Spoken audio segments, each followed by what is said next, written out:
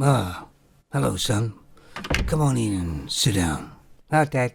Now, I want to have this talk with you because, well, you've turned 18. Yeah, I can do everything now. Not everything, son, no.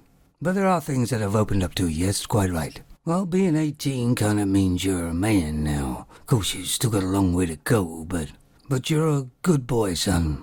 Thank you, Dad. You're a hard worker, a fast learner. You got a good sense of humor, which I actually thought you got from me. And I think you're going to do real well in the world. Thank you, Dad. It's important when it comes from you. Well, why is that, son? Well, because you're my dad. Yeah, that's what I want to talk to you about. Now, something's kind of come to my attention that's kind of knocking me for six.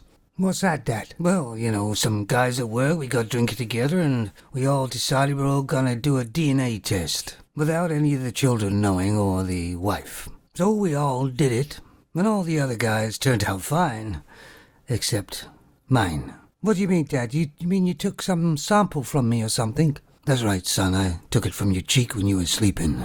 What do you mean you're not my dad? You are my dad. Not according to the DNA test, son. Yeah, you're joking with me, aren't you, Dad? Surely. I'm afraid I'm not, son, no. I got a good sense of humor, but I would never joke about something like this. And I guess I should get used to not calling you son, I suppose. And you shouldn't be calling me Dad, really. But you'll always be my son, actually, in my mind. And you'll be the same to me. I will do anything for you if I can. So who is my real dad, then? Well, I don't know. Maybe your mother does. Listen, me and your mother are gonna get divorced, obviously. And maybe you should ask her if she knows who the real father is. How could she live with a lie like that for so long? Well, that's what femons do, son, I'm afraid. I probably had a better job and better prospects than the guy she went with. I want to kill my mother. Now, son, no. If you kill her, you won't be able to find out who the father is and who your real father is. I can understand you're very angry, and actually so am I. I did debate not to tell you at all. But that would mean you were living a lie, which obviously a lot of young men and children are, because the mother never really gets found out. And of course, in hindsight, there were some things about you that were different than me completely. Maybe the DNA test wasn't right, Dad. Maybe it's wrong. Yeah, I hope that too, son. That's why I did another one and sent it to a different place, and the results were the same. So did you ever think of anything different that I wasn't your dad any time? Well, once, Dad, when I was about 10, and people were bullying me at school because of it. What, were we different build, that sort of thing? Not really. You see, Dad, you're white, and I'm black. Yeah, I know, your mother said it was just a throwback on her side or something. But I guess she was lying like she's been lying to us all along. I don't want nothing to do with my mother now. Nothing. That's fully understandable, son. She's basically ruined two people's lives with her lies. So, Dad, what?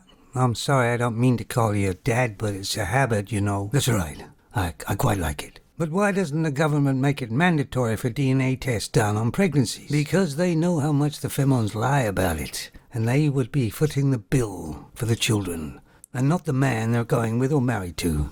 It's unfortunately all comes down to money. It's far better to pretend to the man it's their child, and unfortunately a lot of men die not even knowing the truth. And generally, femons get found out by a pure accident.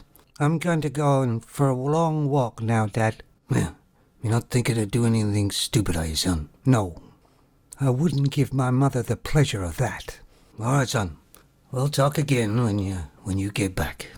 Even though I'm not your father, I'll always be here for you, son. You are a good man, Stephen. I honestly can't imagine what's going on inside his head right now.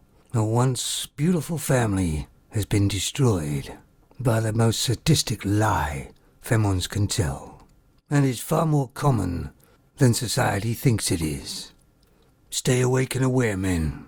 The femons have become professional scammers without an ounce of morality about them.